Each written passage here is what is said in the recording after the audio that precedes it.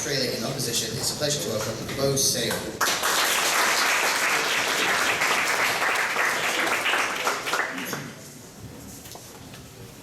Ladies and gentlemen, as somebody who immigrated from Korea at the age of 11, and as somebody who finds himself quite literally a boat person on the HMAS Unicorn, we understand the benefits that come out of immigration.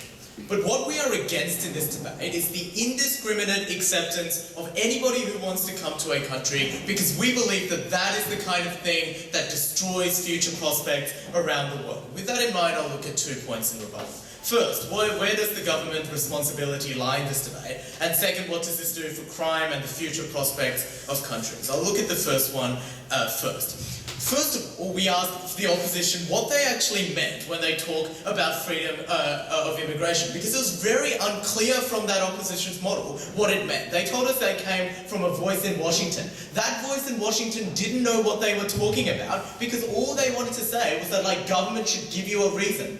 Under this opposition's model, people that they wanted to talk about will still be rejected because government can give a reason, that is that we cannot have so many people in this country, no thank you. That we cannot manage our population policy when we allow every single person in. There is a legitimate reason by government, that's something they would be more than welcome to pursue. Furthermore, they told you about refugees and why the government has some responsibility to protect. We, on side opposition in this debate, are not against immigration, nor are we against taking refugees. But we recognise that it has to be done in a way that is manageable. That's why the United Nations High Commission on Refugees gives us recommendations of how many refugees, roughly, that we should take. They do not say that we should take every single one, because they recognise that there is a purpose of a developed country being developed, that is to care for individuals and to uphold rights.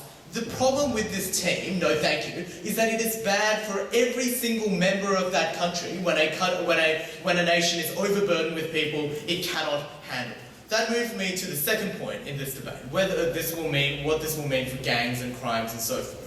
They told us in the first instance that people will be forced and driven into gangs because apparently immigration is illegal and there is no way to do it. Immigration isn't illegal, ladies and gentlemen. People can go and apply for a visa, apply for a country of immigration. There are legitimate ways of doing so. And even when there are gangs, no thank you, we would say the solution to crime is to crack down on those criminals rather than allowing and opening up the borders. That is how you get cocaine into a country, having no regulation of what border policy means, no thank you. And we would say that furthermore, to the idea that when people are skilled that they will return to their country, we think that is a fallacy in and of itself. Part of the American dream is that you will be accepted as an immigrant, that you will buy a house in America, take out an American mortgage and succeed there. It doesn't mean that you return to your country and so forth. With that in mind, I'll move on to my substantive. No thank you. We'll bring you 4 points from side opposition today. I'll talk about 2 of them. First, why states have the right to control immigration, and second, why this will bring economic ruin to literally the entire world. My second speaker will talk about 2 points. First, why this will harm the concept of international relations, and second, why this will lead to social divisions in their country. To my first point, we recognise and we stand by the ability of states to govern their country and to exercise their democratic will of their people. We think the most basic of that is the ability to choose who comes into your country and who joins the citizenry upon which you have that level of responsibility.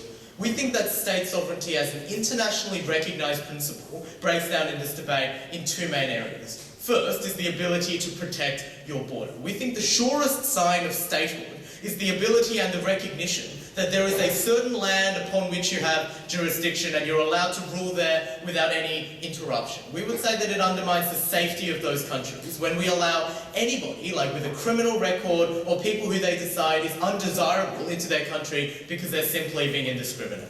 In the second instance, we would say that population policy is incredibly important and that the government's responsibility should be first on the welfare of their own people. Yes? We're not saying we should let murderers into Australia. We're saying all the poor Singaporean people who are desperate to get into Australia and have no good reason to not be let in should be let in.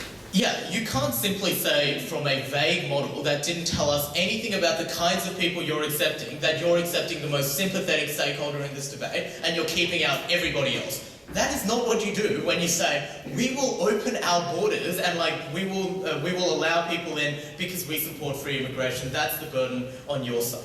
So furthermore, we would say that population policy is incredibly important for the economics of that country, in that overpopulation can overburden infrastructure and social welfare and things like that. I'll talk about that in my second point. But furthermore, we would say that there is a significant impact on the environment of that country where you can deplete resources and that kind of thing. We think that's what leads to policies in China like the one-child policy, which is not the kinds of things we want to see around the world.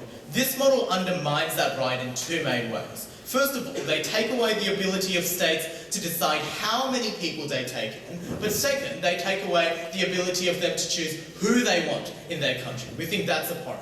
And we've seen in the relationship between Italy and Libya that Italy has had to renege on the promise of the European Union to open borders because they realised that that kind of burden on their society wasn't feasible and wasn't viable and conducive to a functioning society.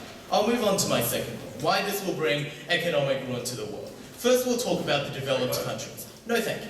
We would say that in many instances, immigration isn't a two-way street. So many of the people in this debate are people who are looking for a better life and are more likely to move to developed countries like New Zealand, to Canada, to Dundee itself.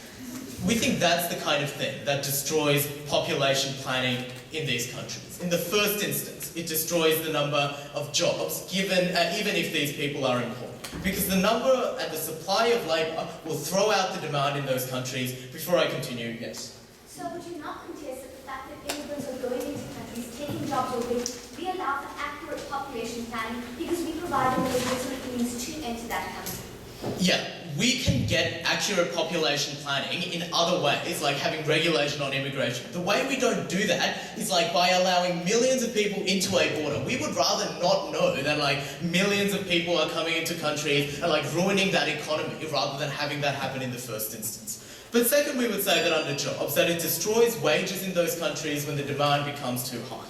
The second harm of that is that there is a problem with welfare, particularly as we saw in France, which has an open policy for former colonies, where the unskilled workers from Algeria and Morocco have caused a number of social problems in that country, in that they become a burden to the state and in a way that is unfeasible for the rest of the world. We saw a similar problem in Ireland with the influx of Polish plumbers in particular taking up the jobs in that state and getting rid of that quality of life that exists for everyone.